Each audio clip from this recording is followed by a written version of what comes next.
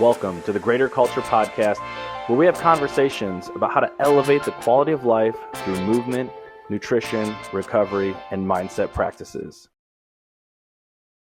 Welcome to another episode of the Greater Culture Podcast with your host, Brad Marshall. Today, very excited to be joined by Candice Ludwig. So Candice, thanks so much for taking some time to spend with us and chat about health and fitness and how we can help people. I'm so glad to be here. Thank you for inviting me on the show. I'm a big fan of what you've started so far, so really happy to be here. Yeah, and Candice and I actually got to know each other from a holistic coaching certification process that we both went through. So I'm excited to dive into some of those components and learn how you're leveraging them in your coaching and in your role. Yeah. So to help our listeners get to know you a little bit better, tell us a little bit about yourself and what your current role is and how you're able to help folks by coaching. Yeah. So I live in Chicago, Illinois. I got my start as a nutrition coach at a CrossFit gym, a gym I was a member of to start, and then eventually joined their staff essentially as a nutrition coach. Recently left my corporate gig to pursue this kind of thing more full time. And so what started as my own personal journey with health and fitness and nutrition very quickly opened up to wanting to help others, which I know is the story for so many coaches out there. And what was really interesting is I found what started as an interest in nutrition and more physical health really opened me up to this wide world of personal development. I once heard someone say nutrition is like the Trojan horse of personal growth. You come in wanting to maybe lose weight or get stronger and change how you're eating, and that can take you down a path to all of these other developmental opportunities and ways to sort of upgrade your life. And so that was certainly my personal experience, and I wanted to bring that to others. And so that's what I get to do now, and it's a lot of fun. It's amazing how many folks experience that transformational difference of, hey, I want to get a little healthier, I want to improve something.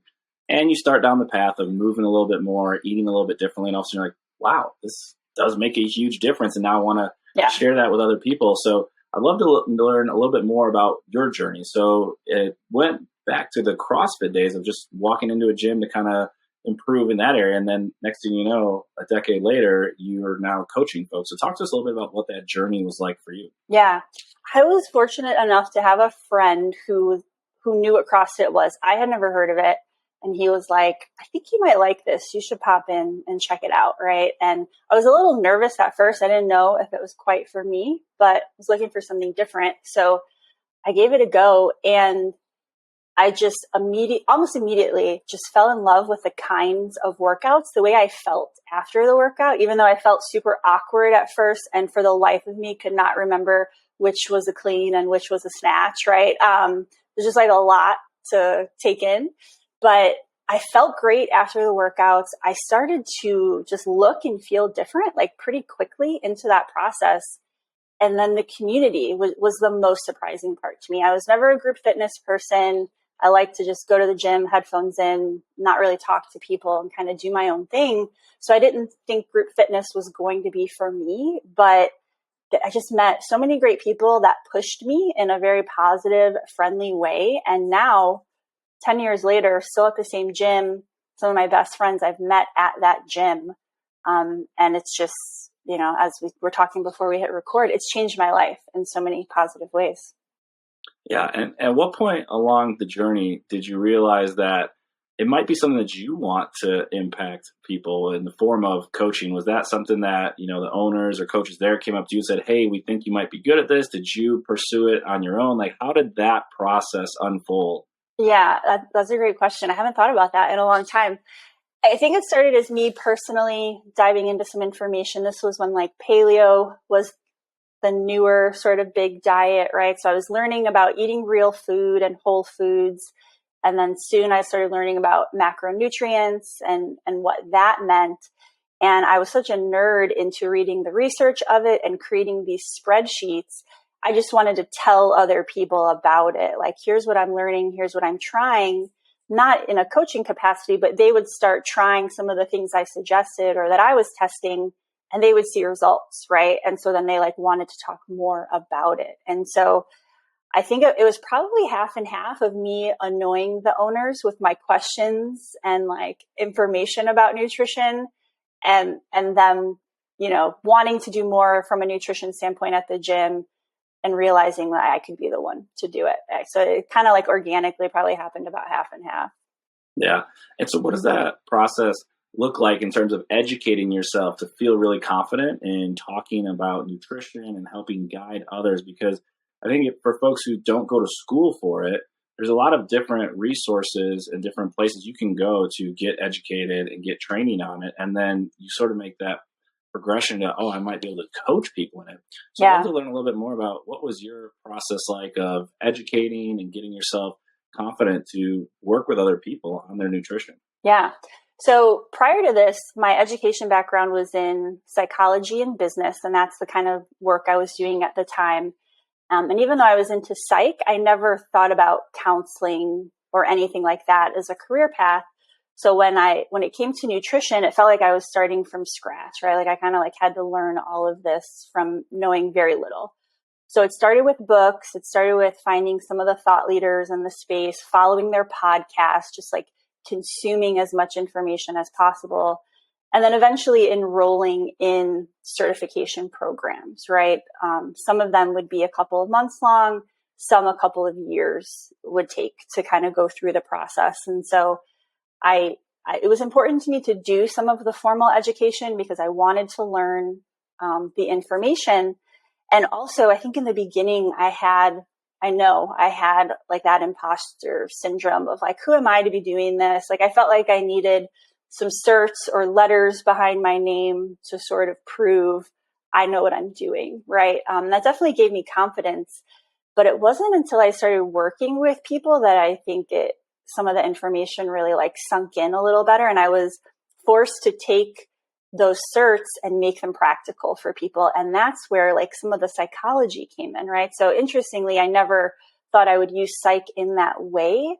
But then I realized my original background was tremendously helpful because I knew about behavior change and I knew some of the mindset and psychological aspects to keep in mind when somebody was making a lifestyle shift, right? And so it ended up being this great pairing of knowing some of the sciencey stuff behind nutrition and then some of the behavioral change sciencey stuff as well and applying it to real people.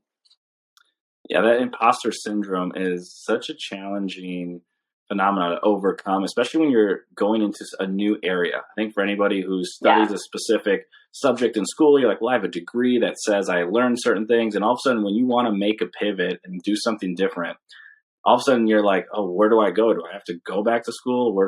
How do I acquire not only the education, but then some of the experiences?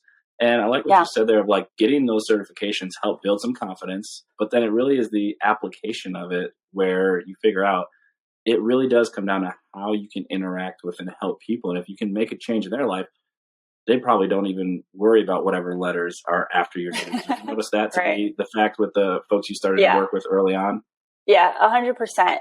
They probably don't even know what half the letters stand for, right? It's like, it was more for me than for them. I think early on, me being personable and friendly was probably what drew people in more than the letters, right? Or the certifications and things like that.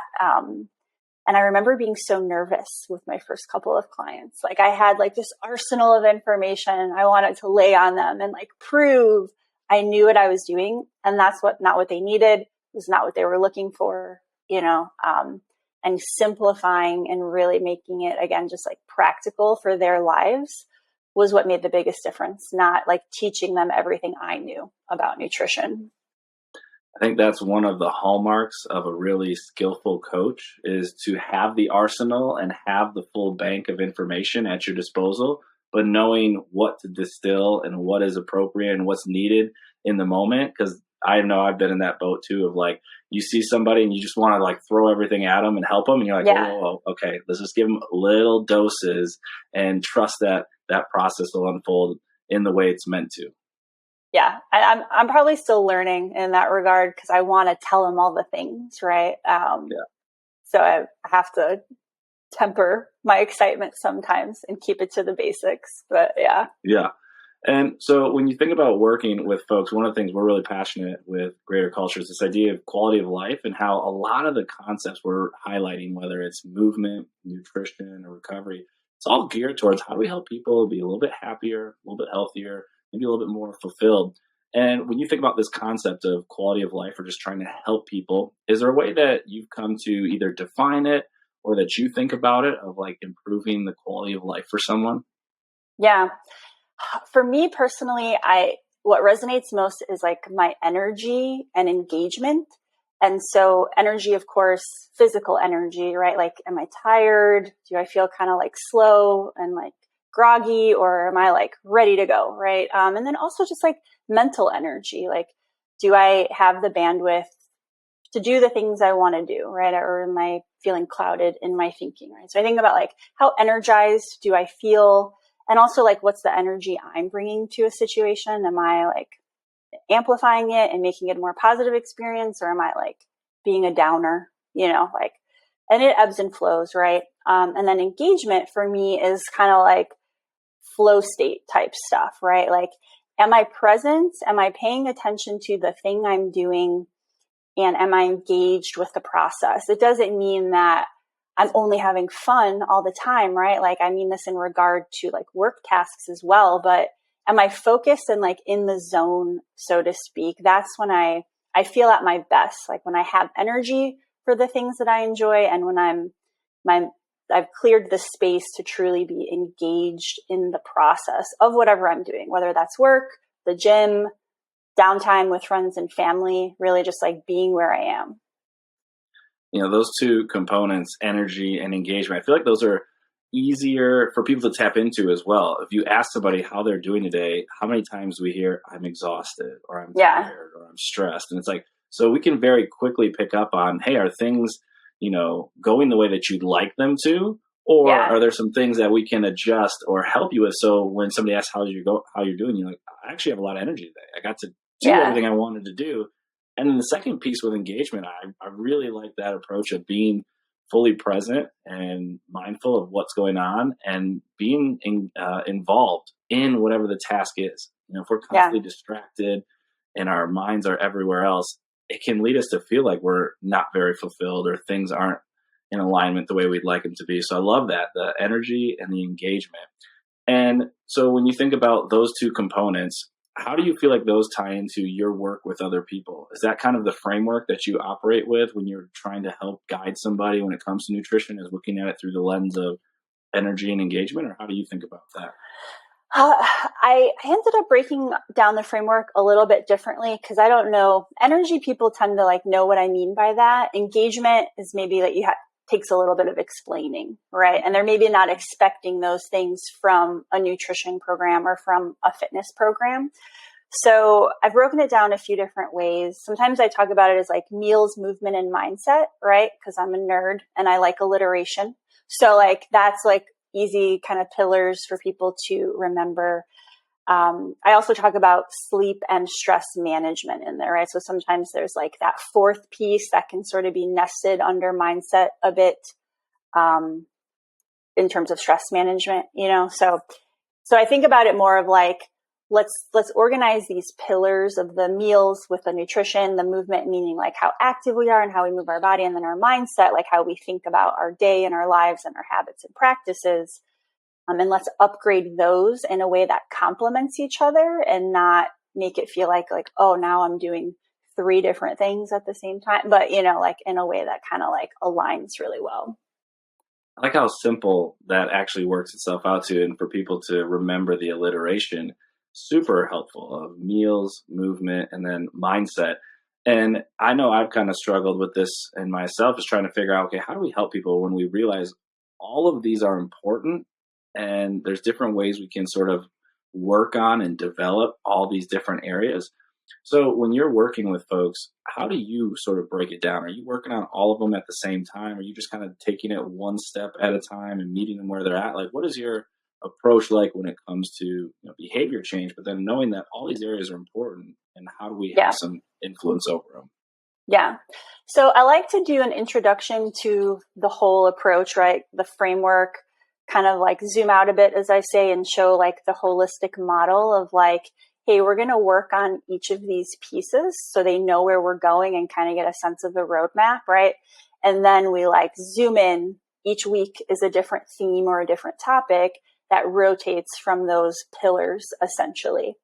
And they're built in a way, again, where there's like some alignment, right? So if we're talking about mindset and mindful eating, I'll tie that back to a concept that we discussed in the meals section, right? Of like eating until you're 80% full, or if somebody's tracking their food and looking at specific numbers, right? We'll tie that back into mindset. So I like to give context of what the map is, where we're headed.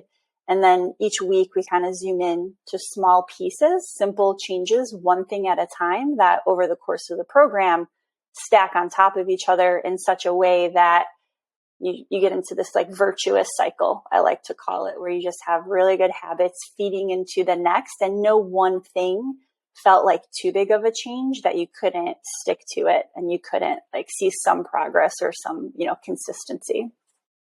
Yeah, that approach of breaking it down into digestible pieces and then having very specific habits that you're trying to build out of that. I think that's the approach that most folks have seen be the most sticky in terms of being able to stay consistent and continuously work through that plan. Because everybody who wants to do the big all-in changes of like, I'm going to completely overhaul the way I move or eat, it might last for a week, a 30-day challenge, a 75 hard, and next thing you know, it's like I'm completely off of it. So how do you make sense of that with these folks? Like, you're trying to build habits over like, hey, I want the quick results right now, and I want to just commit all in for 2, 3, 4 weeks. How do you battle that? Yeah, that's like the tough part of being a coach, because you don't want to squash that excitement and that motivation of somebody who's like, I'm all in, let's go, right? Like you want to like use that energy that they have and like get them moving towards something. But just like you said, that like it's so rare that lasts more than like a week or a few weeks.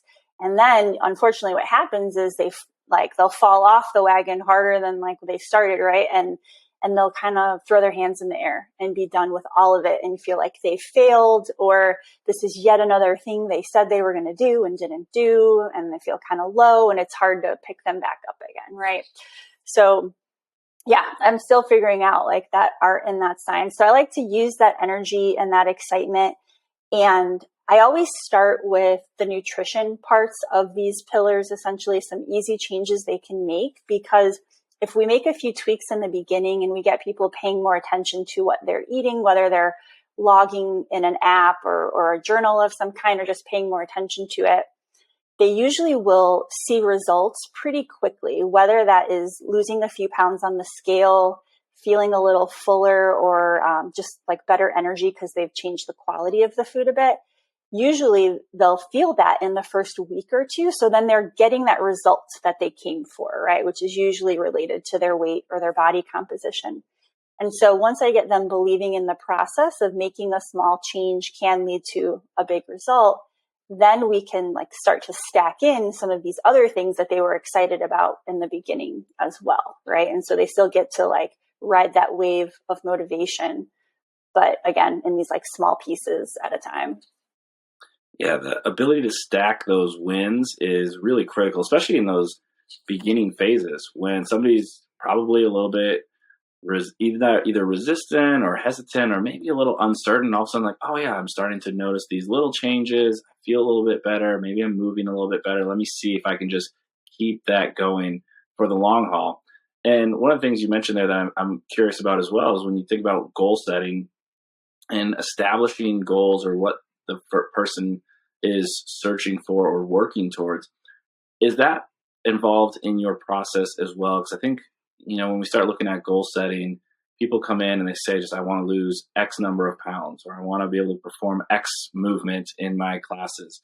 And while we as coaches can take that and say, okay, yeah, I hear that, you and I probably both know, like, we want to tweak and adjust some of those goals. So what's your take on that? Like, do you work with folks when it comes to the goal setting and they get excited to come work with you and, all right, let's figure out how we can make this the best possible thing that you're striving for?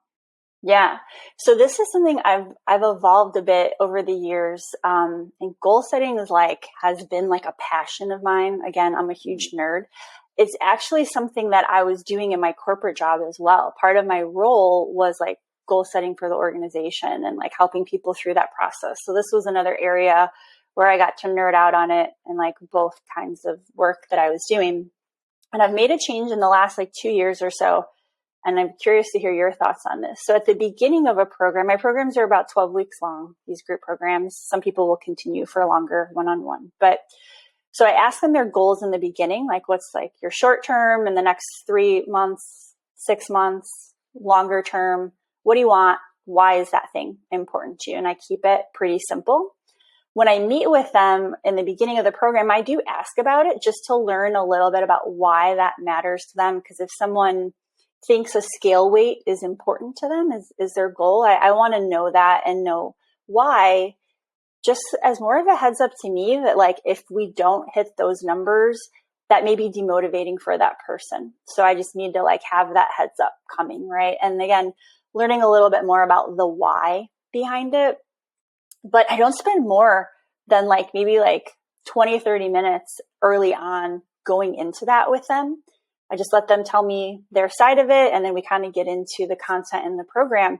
And then week 8, which I'm actually coming up on soon with my current group, I do a goal setting workshop live with the group. So they have a little bit of content where I introduce the idea of effective goal setting. So they know the difference between result goals and process goals, right? Which we can talk about. And then in the live session, we go a little bit deeper into like, what do you want to achieve? Why, by when, like the SMART framework, right? So we're very clear and have clarity on what they want. And then we go into the why, like probably several layers deeper than they're used to.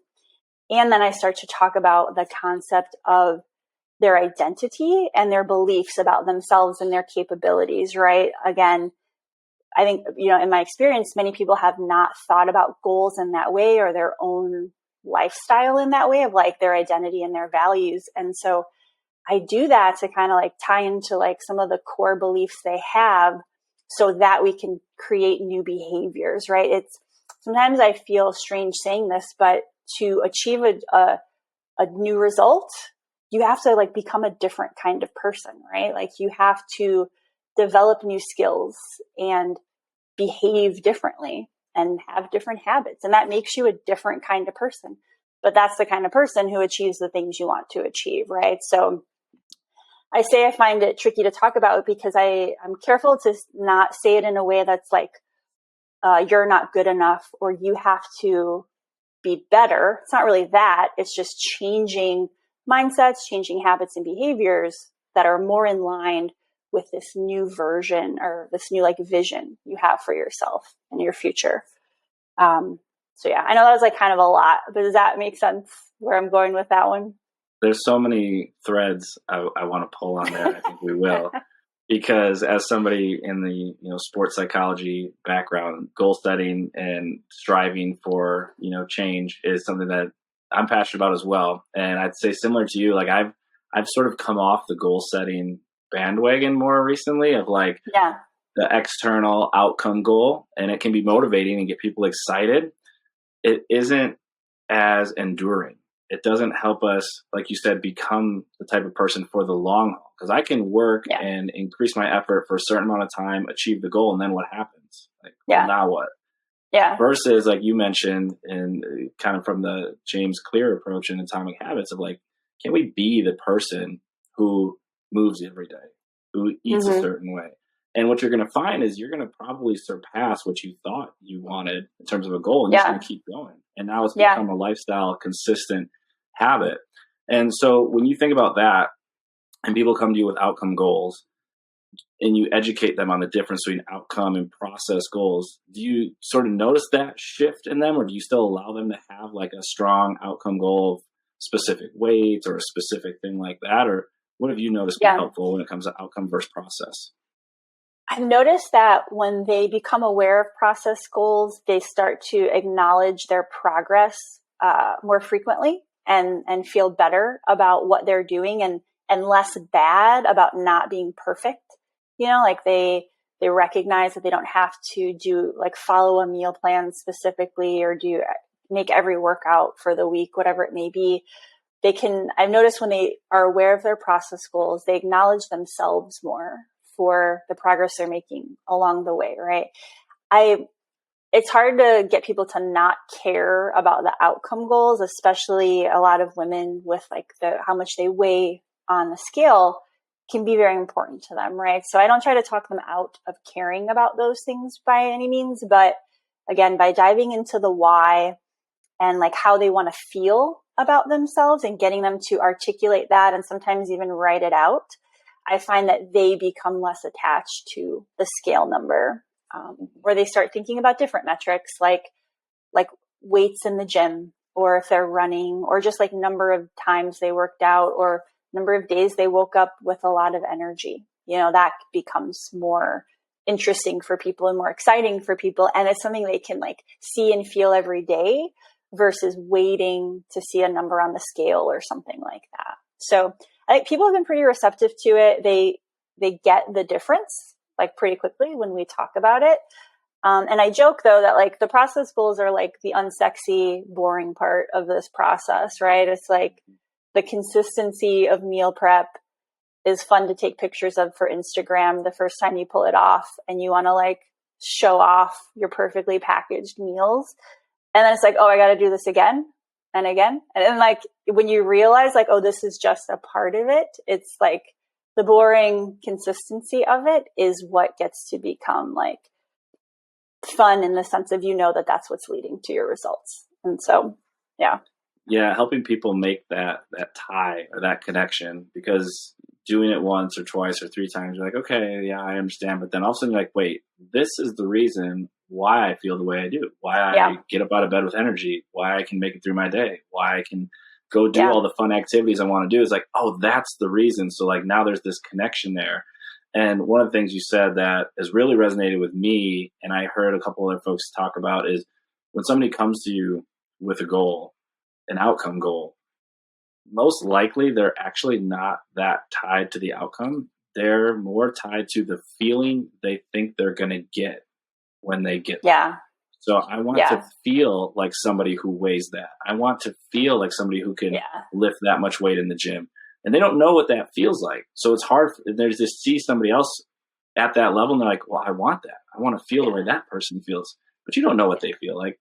So really attacking that why and getting underneath the surface is such a huge aspect as a coach to not only build some of that trust, but then help be able to guide those athletes or those clients to, getting them close to, the outcome or what they're striving towards, the feeling that they want to get. Like we can make that feeling happen. And there's some ways we can get you there, which is always really cool. Yeah. Yeah. I love that. I like to ask people to not just like, why is this important to you, but frame it as like, what about your life is going to change when you achieve that goal? And I found that a lot of times that question alone will get people to abandon some of the outcome goals that they've maybe been hanging on to for years and years and feeling bad about themselves for not achieving. Because if they're like, well, weighing 10 pounds or 20 pounds less, I don't know that it would change that much about my life. Like they kind of come to that realization of, well, I have some assumptions about how I'd feel if I was there, but I don't know that it would materially change anything that meaningful for me, and if that happens, great.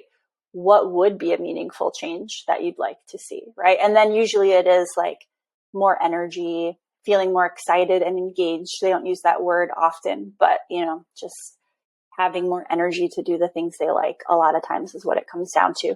And of course, sometimes fitting in a favorite pair of jeans that they haven't worn in a long time. But that's right. Oh, you can do that. Then you crack the code. But I think what you said there is huge. And I really do like that question. So there was a podcast not too long ago that I was listening to, and one of the experts who works with very, very high elite performers talk about that sometimes achieving this goal, this dream that you've established for years, you still don't feel fulfilled. Like he's worked with people who've won gold medals and other things like that. They've come off and 30 minutes later, they're like, that was it. What now? And it's like, okay, so there's got to be more there. There's got to be more substance that we can find to help people. So I think that's so critical. And one of the things I've noticed too already, you know, in talking about you, how excited you get not only about the content, but also working with folks. And it's one of those things I always love to hear from coaches and folks out in the field is, what are the things that get you most excited or get you most ready to work with another client or work with another group that, you know, keep you going? Yeah. It's when they have wins that are important to them, it just feels good, right? When somebody lifts a little bit more weight at the gym or does more than they thought they were capable of. And not even, it doesn't have to be more from a performance standpoint. It can just be like they actually showed up to do to the gym, or they did something at home, or they took a walk in the morning, or they skipped the extra dessert they used to have in the evening and felt good about themselves, right? It's the stuff that's meaningful to them where they sort of have this insight of like, wow, I did it. Like I didn't think I could, but I did. And then they're like ready to take on more. And I also love it when they tell me their wins without me prompting them. You know, like in my group, we do Win Wednesdays, right? Where I ask them like, what's going really well this week, and want to hear some of those small wins. And it's great to hear that in the group setting. What I love even more is when they send me like the side text that's like, hey, guess what I did today? Or I tried that breathing exercise we talked about and I had a way less stressful day at work, right? Like those little things, those are my favorite, where I'm like, yes, like it's working. The process is working. We're doing it. It's funny how excited we get about the small stuff. You know, I think the big wins everybody gets excited for and you get really amped up about, but those small day-to-day ones, that's what keeps you in it and allows you to keep showing up with the energy and enthusiasm to bring it for them. Because, you know, people teaching them how to be their own best cheerleader can be really tough because people are so hard on themselves and they've been so hard on themselves for a long time that, like you said, finding a win, even a small one, that could be a whole new process for them. And now that they have, and as a skill that you've been able to teach them, it'll take and allow them to, hey, I can be a little bit nicer to myself. I can get excited about the small things too. So I love that approach. Yeah. And I get where they're coming from. It's like human nature to focus on what's not going well or what you could be doing better, right?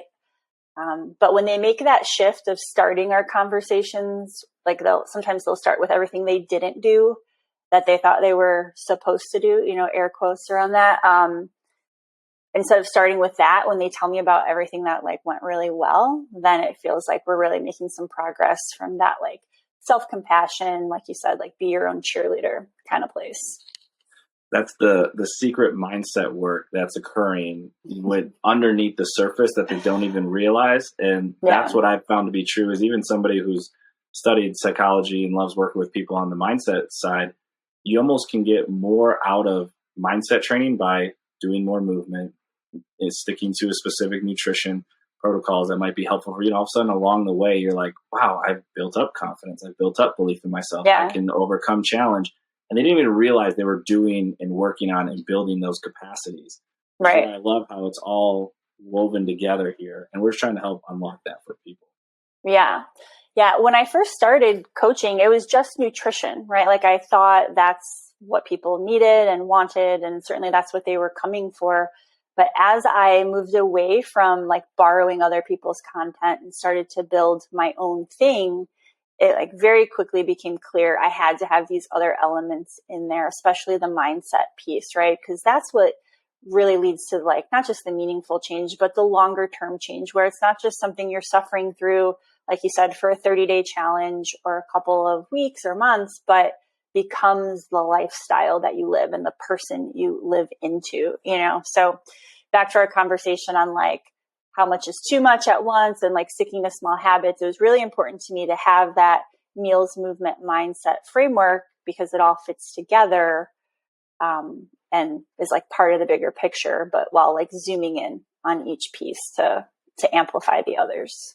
Yeah. And one of the things I imagine along the way too is you're not only educating, but then you're also allowing them to be their own teacher. Where it's like, hey, now I know all this great information that Candice has provided. I've gotten some experience with testing out some of these processes. And now when, the 12 weeks is over or some of those one-on-ones is over, I feel confident I can make decisions that are going to help me. I don't need somebody else or an Instagram influencer to tell me what to do. Like, I now know what is going to be helpful for me. And that along the way too is a really powerful tool to give people that confidence to like make decisions on movement and nutrition and et cetera, without needing like an expert to tell you how to eat and how to think and how to move and things like that, which is always really cool. Yeah. And so one of the things I'm curious of along those lines is we love to look at it through the lens of habits and practices and things like that. So I'd be curious, are there certain practices, whether you want to call them habits or behaviors, that you find to be super helpful? And we'll start with your own life. Like, what are the things that allow you to have the energy and the engagement each day? Yeah.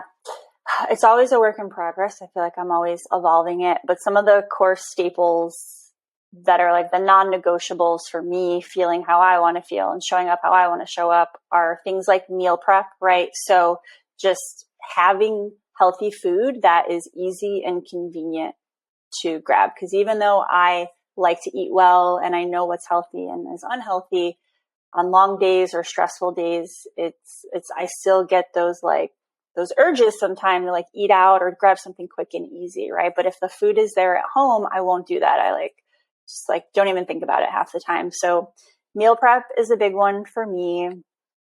Sleep. I'm always trying to get more, but sleep, right, will make other decisions, and you'll make other decisions easier, and you'll see progress faster, right?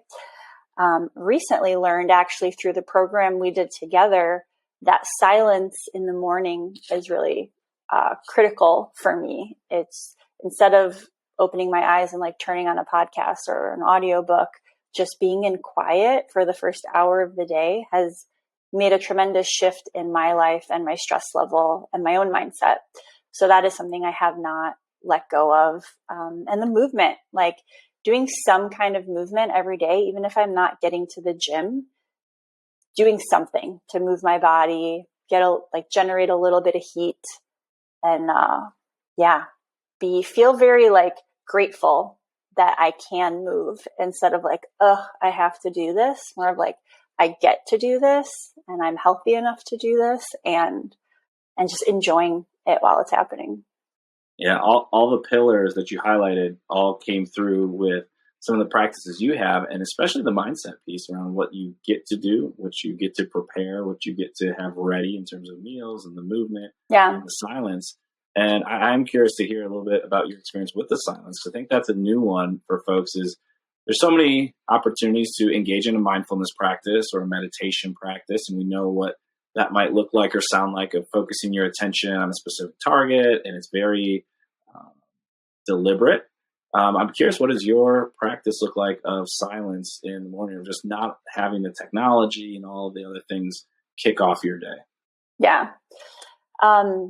So I'm not a huge social media person, so that puts me at an advantage. Like, I don't feel like pulled by the notifications too much, at least in regard to social media. I used to be in email all the time, or like text or something like that. So now it's just like getting up and like the phone is not even near me while I'm getting ready for the day.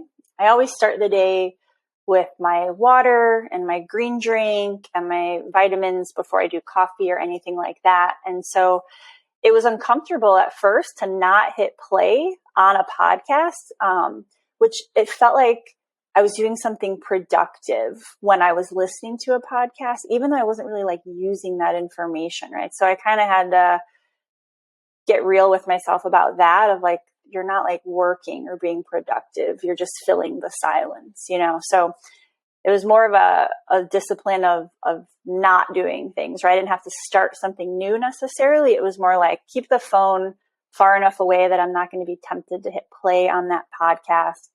Notice that I'm uncomfortable in the silence a bit, and just be uncomfortable with it and sit with it, right?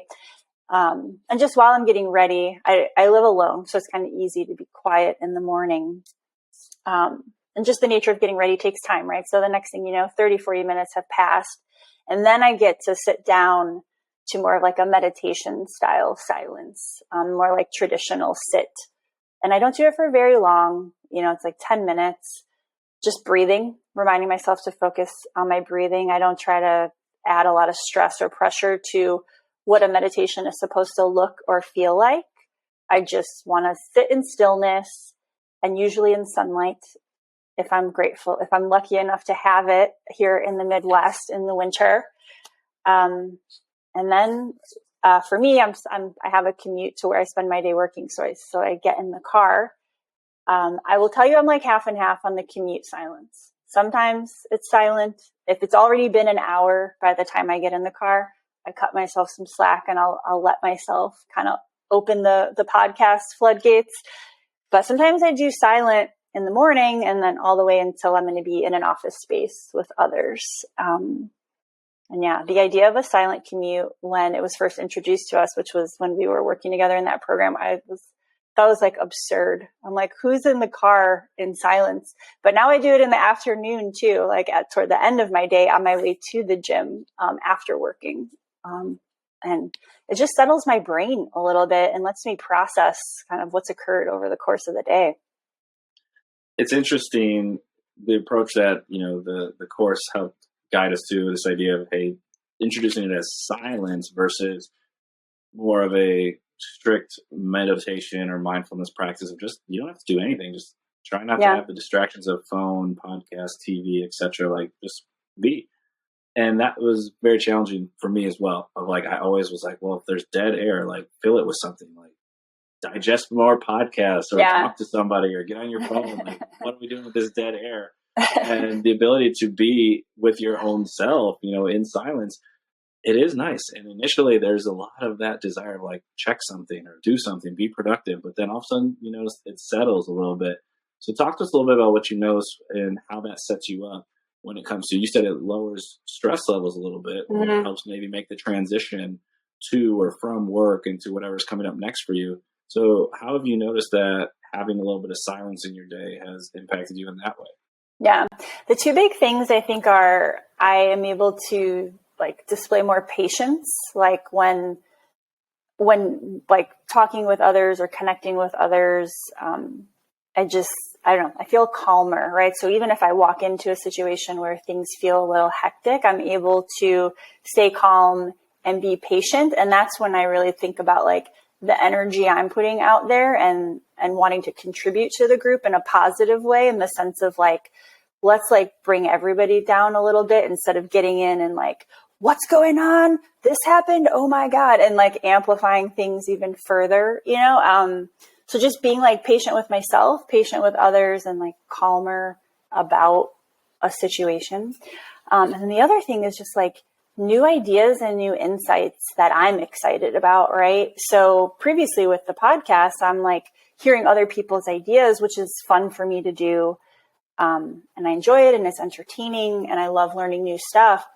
But when I turned that off, then I was like having my own ideas about what to do differently with my clients or my programs, or just like random things would pop in my head that I wasn't even trying to problem solve necessarily, but I would think of a solution for something, right? And then, so like that feels good. Like that space really just like birthed new ideas or a more thoughtful approach to like an old problem.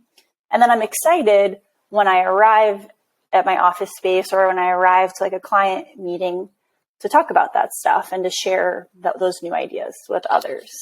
So those have been like the two big ones for me, I think. Yeah, creating a little bit of space allows the creative juices to start flowing a little bit more freely, allows your brain the opportunity to wander and do what it wants to do. And in doing so, when you walk into certain spaces, maybe it helps you feel a little bit calmer, a little bit more composed or ready for whatever is coming up next.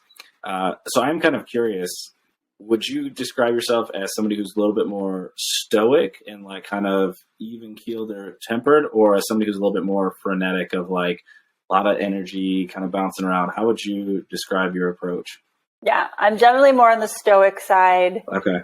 Even keeled. I'm even like smirking that you would ask, because my friends will tease me sometimes that I'm like so even keeled. So yeah, definitely more on the stoic side.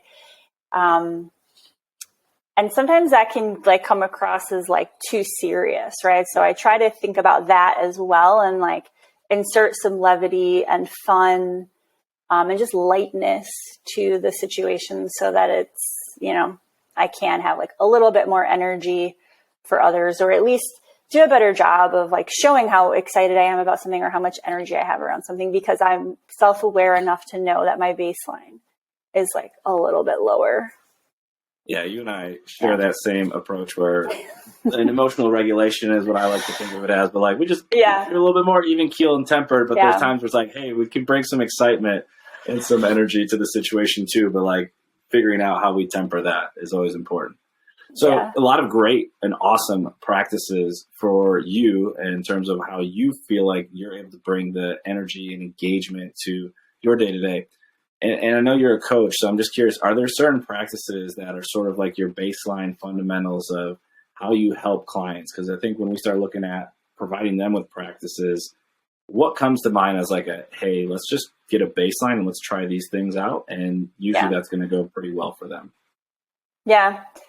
I don't take the approach where all my clients have to do like macro tracking or like detailed, food journals or anything like that. But I do ask them to do some kind of tracking early on, because I want them to create some self-awareness, just of like, let's get in touch with the reality of what's happening.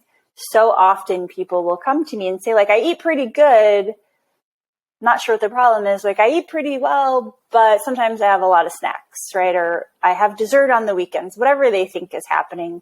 The tracking just creates so much self-awareness to them of like what their actual behaviors are. So I like to get people into that habit of just getting in touch with what's real, like just writing down certain behaviors so they can just objectively see it, right? And that can be related to food, can be related to like how they're spending time, their stress levels, whatever it may be, right? So just a way to like get in touch with reality around that stuff. I like to keep the food changes really simple in the beginning. So I find that almost everybody undereats protein, especially when they first start working with me, and especially for women. So educating on what kinds of food have protein in them, and then giving really like practical ideas of how to incorporate more protein in throughout the day. It's like a small effort thing that has this like huge effect, because they feel fuller longer. It makes like it easier to not eat the junky, crappier food throughout the day, because they're filling up on better stuff.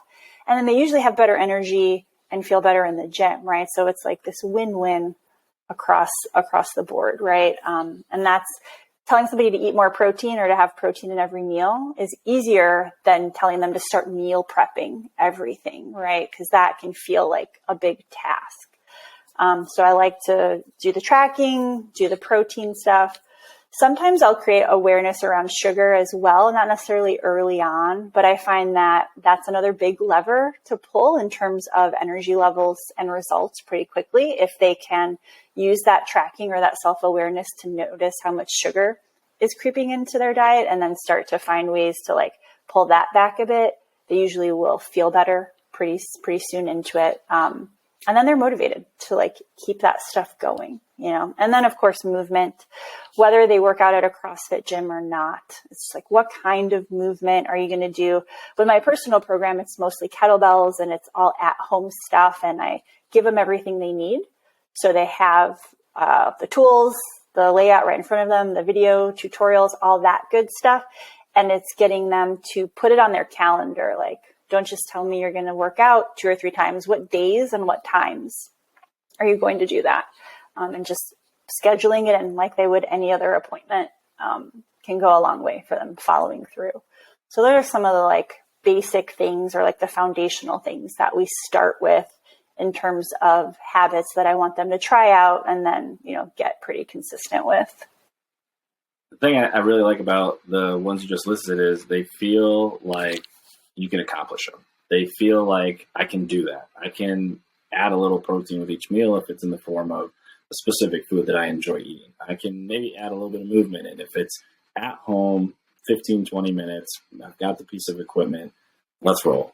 and leveraging in some of that good process goal setting. Of like, if you can identify the specific time, the specific day, there's a much, much higher likelihood of it actually getting accomplished. And so starting them off on the path of tripping over wins and then noticing how that builds and how that accumulates, that is a huge benefit to seeing some of those changes that are going to be meaningful.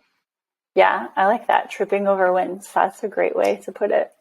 Yeah, I heard somebody once told me when starting off on a new track for something you want to do or work towards, make the behavior or habit so easy, it's almost like you have to trip over it. So I was like, I kind of like that visual. I like that. Yes, I've a similar concept. I've thought of it as like the 2-minute rule of like, what's something you could do in 2 minutes? Like, for sure you could like get it done. And so then you're like breaking things down into a small piece. So maybe that's getting your gym clothes ready for the next day, or putting your gym shoes by your bag or whatever. Like that's like a 2-minute quick, like get it done. I like that. So if you can do it in 2 minutes, just knock it out, get it done. Yeah. Yeah. I'm kind of curious in the program that you run and the folks that you get a chance to work with, do you notice, specific types of clients in terms of like, are you working with like a lot of athletes or a lot of folks who are, hey, I just generally want to feel a bit better. I just feel like tired and lethargic with my family, my kids, or is it kind of across the spectrum? Like there's a little bit of all different types of clients that you get a chance to work with. I get to work with a few different types, which I enjoy. It's a lot of fun. So from the CrossFit gym space, most of them are working out at the gym, or we have a boot camp style program there. So they're not on a barbell, but they're still doing pretty like intense workouts in that regard. And some of them are from the community in our local area of Chicago, but they're just not members of the gym, right? So we're very family friendly, very community based gym. Not competitive, but also like motivating to each other to like be better all the time, right? So a lot of that population is just looking for general health and also getting stronger. It is meaningful for them to pick up a heavier kettlebell or add a little bit more weight to the bar when it comes to a back squat, or move a little bit faster in a Metcon, right? So they've got a little bit of that performance focus and are also thinking about health and longevity and just like having energy for their kids and family and stuff like that. On the online side of my program, that one is more geared toward women who are working a lot of hours, have deprioritized their health for a really long time. They maybe used to be an athlete years ago, and either work or family life, took more of a priority for the last several years, and they just haven't been able to get into a groove. And for them, a lot of times the big goal is weight management, losing a little bit of fat, feeling a little bit leaner and stronger, and also having more energy for their day-to-day stuff too. The one thing I really like about that perspective too is that regardless of the type of client, the basics are really the same. That's kind of where you start. It's like, if we can nail the basics, regardless of whether we want to perform better, whether we want to look better, whether we want to have more energy, it's applicable for all different types of clients. So it's not like there's only one specific type of client that can benefit from the type of work you're doing. They all can, and they'll probably notice the positive changes regardless of what they're striving towards, what they're working towards.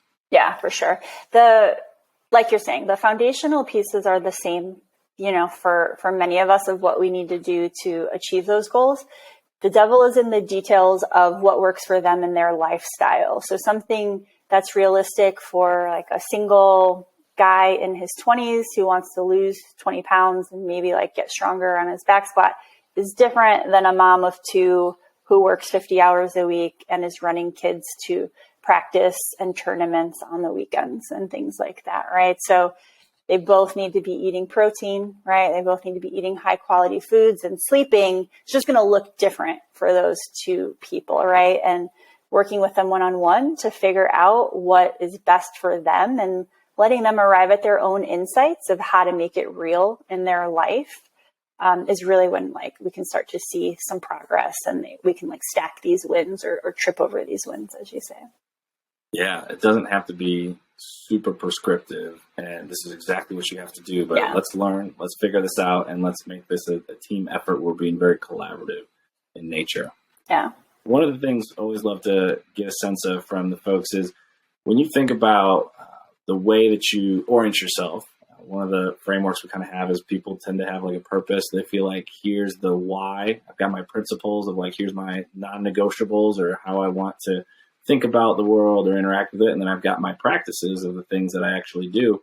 Are there certain principles that guide you or impact you the way you think about working with other people or your own life, or just something that's been really meaningful of like, you know what, this is like something I picked up with or I learned or I've developed over time, and it's just the way that I think about the world, or it's something that's really important to me? Yeah. I don't know that I've thought of it as a principle, but what's coming to mind for me as you ask that is like knowing myself and having like awareness of what's going to be best for me and creating space for that. So if I know that I'm somebody who needs quiet time, or I need movement time, or I need certain kinds of meals or time with family and friends, like starting there as like, what's going to be best for me in this situation? How can I show up as my best self, right? So I guess self-awareness would be my guiding principle there. I'm working on a principle of like having a bias for action, right? So what's something I can do immediately with new information, or what's a small step I can make forward versus waiting for things to be perfect, right? And all of that. I certainly have been prone to that in the past, right? It was like, didn't want to execute on something because it wasn't quite ready or it wasn't perfect. And I have found that just taking that step forward has helped me make more progress than anything else, and evolved my thinking on things. I like to be very organized, and like write things down.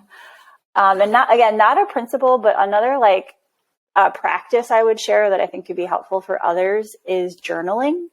I find that helps me process my own thoughts, maybe even communicate better with others.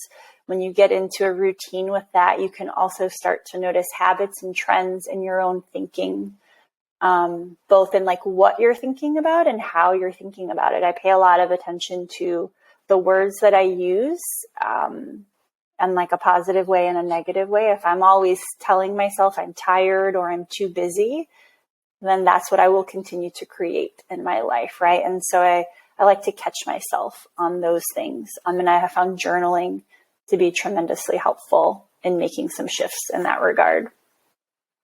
Yeah, the practices directly feed from the principles. So having the principle or just the overarching theme of awareness, and how do I build that? How do I figure out the insights and what's going on in my head? Well, journaling, that can be a really powerful tool for it. Meditation and mindfulness, another powerful tool.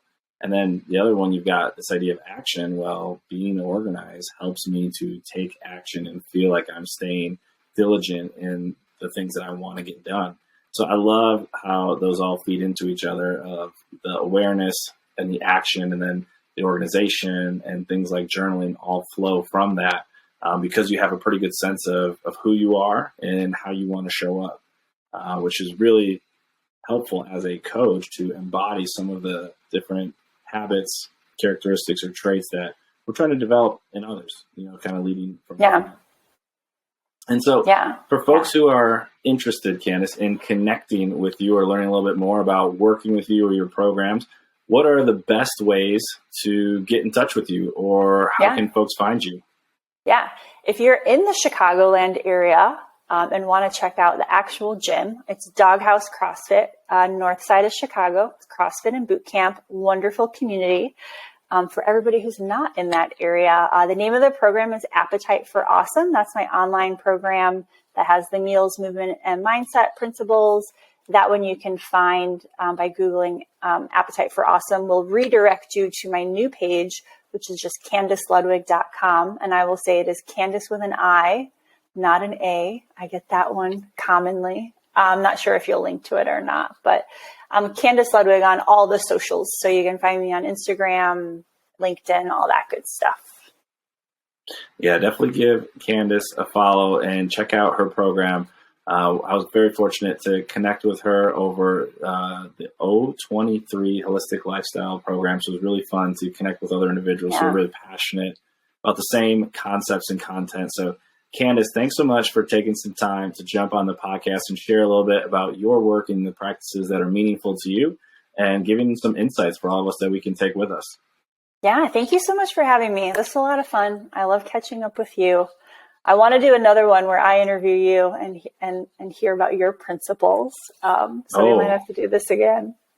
I look forward to that conversation.